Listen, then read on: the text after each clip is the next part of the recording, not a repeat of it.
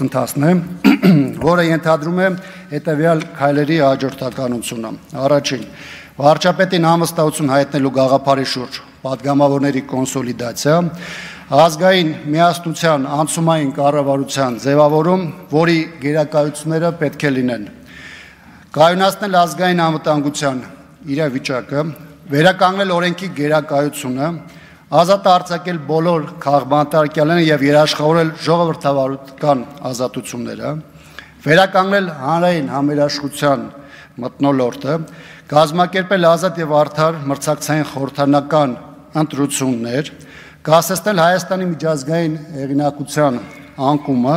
զերծ պահել երկիրը տնտեսական ցնցումներից, միջազգային հարթակներում առաջ մղել ռազմագերիների եւ Արցախի ռազմաքաղաքական ղեկավարության վերադարձի հարցը։ Մենք կոչ ենք անում բոլոր քաղաքական ուժերին, քաղաքացիական հասարակությանը եւ անհատ քաղաքացիներին, ովքեր հավատում են Հայաստանի ապագային, միավորվել իշխանափոխության այս պահին ամենաիրատեսական եղանակի վարչապետին անվստահություն հայտնելու գործընթացի շուրջ։ Փոփոխությունների ժամանակը հիմա է, նախքան վերահաս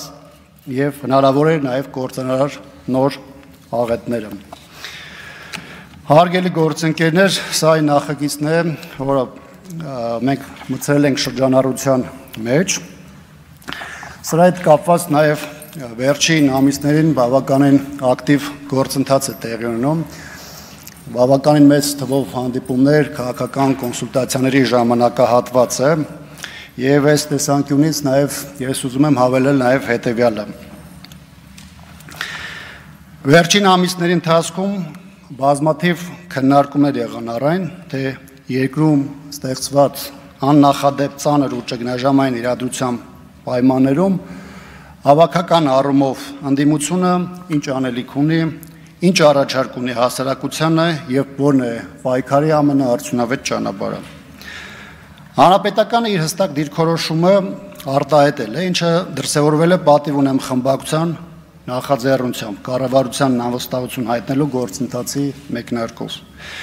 Թեպետ մենք մեր մոտեցումը ի սկզբանե ներկայացրել էինք, սակայն մշտապես հայտարարել ենք, որ պատրաստ ենք ոչ միայն այս գործիքի, այլ ընդդիմադիր դաշտում առկա այլ գործիքակազմերի ու առաջարկների շուրջ քննարկումներին, որովհետև մեզ համար առաջնայինը լայն կոնսենսուսի համախմբման գործընթացի ձևավորումն է։ Այս ամիսների ընթացքում բազմաթիվ քաղաքական եւ հասարակական ուժերի, նախաձեռնությունների, գործիչների եւ պարզապես իրավիճակով մտահոգ քաղաքացիների հետ ենք հանդիպել։ Առավել առարկայական քննարկումները, որը ունեցել են ավելի ինտենսիվ բնույթ, ունեցել ենք վերջին 2-3 շաբաթվա ընթացքում քաղաքական դաշտի տարբեր մասնակիցների, դերակատարների հետ հանդիպումներում։ Եթե ամփոփեմ վերջին ամիսների քննարկումները, ապա ակնհայտ է, որ առնվազն մի քանի առանցքային հարցերում ընդհանուր առմամբ ունենք ձևավորված կոնսենսուս։ Առաջինը դա վերաբերում է կառավարությանն անվստահություն հայտնելու հիմքերին, որի հետ կապված իրական ընդդիմադիր շրջանակներում մոտեցումները ներդաշնակ են։ Երկրորդ, ներընդդիմադիր դաշտում կա հստակ փոխհամաձայնեցում այն հարցում, որ պետք է առարկայական քայլեր ձեռնարկել գործող իշխանությանն ու նրա ղեկավարին կոմֆորտ զոնայից դուրս բերելու եւ իրականության հետ առերեսվելու համար։ Երրորդ, ընդդիմադիր դաշտում գերիշխող է այն մոտեցումը, որ չպետք է թույլատրել իշխանությանը սեփական օրակարգը հասարակության վզին փաթաթել է եւ ընդդիմությունը պետք է այս առումով նախաձեռնողականություն դրսևորի օրակարգի ձևավորման եւ խաղի կանոններ թելադրելու առումով։ Չորրորդ, ընդդիմադիր դաշտում առկա է ընկալում, որ մեր երկրում ու դրա շուրջ տեղի ունեցող իրադարձությունները կարող են պատուհան բացել ներքաղաքական պրոցեսները արդյունավետ ռեսերի վրա դնելու եւ մեր քաղաքացիների առաջ բարձր պատասխանատվություն ստանձնելու համար։ Հինգերորդ, ներընդդիմադիր հարաբերություններում ավելի շատ առկա է փոխըմբռնման,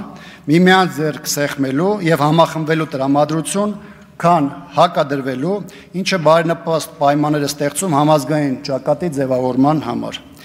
6-րդ, բոլորս էլ գիտակցում ենք, որ մեր քաղաքացիներն իրադրության առանձնահատկություններն ու վտանգավորությունը գիտակցելով մեզանից ակնկալիք ունեն, որ մենք շարժվենք ոչ միայն ընտրական տրամաբանության շրջանակներում, այլ անենք մեզանից կախված հնարավորն է։ Միջև ընտրություն իրավիճակ փոխելու եւ այս իշխանության ագրեսիան սեփական ժողովրդի նկատմամբ զսպելու ուղղությամբ։ 7. Մեր նախաձեռնած քննարկումները նաև ցույց տվեցին, որ կա բավականին լայն ընկալում առ այն, որ գործող իշխանության առաջնորդի պաշտոնավարման յուրաքանչյուր օրը հղի է մեր երկրի համար ծայրահեղ վտանգավոր հետևանքներով։ Օրինակ, երբ քաղաքական դիսկուրսում նոր էր շրջանառվում կառավարության անվստահության հայտնելու գաղափարը,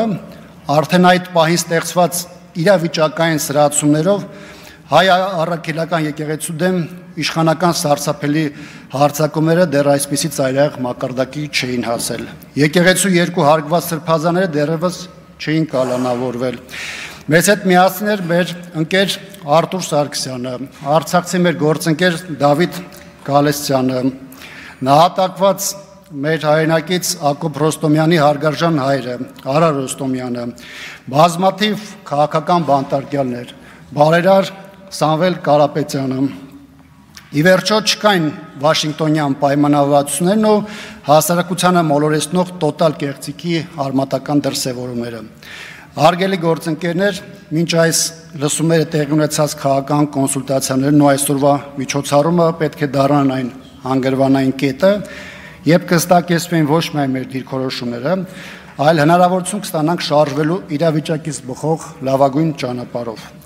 Հանրապետականի առաջարկն արդեն հնչել է, լայն քննարկումների առարկա դարձել,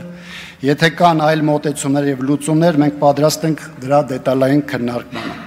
Եկեք մի կողմ դնենք այս կամ այն փուլում մեր մեջ եղած բոլոր տարաձայնությունները, նեղ քաղաքական շահերը եւ մանրամասն քննարկումներով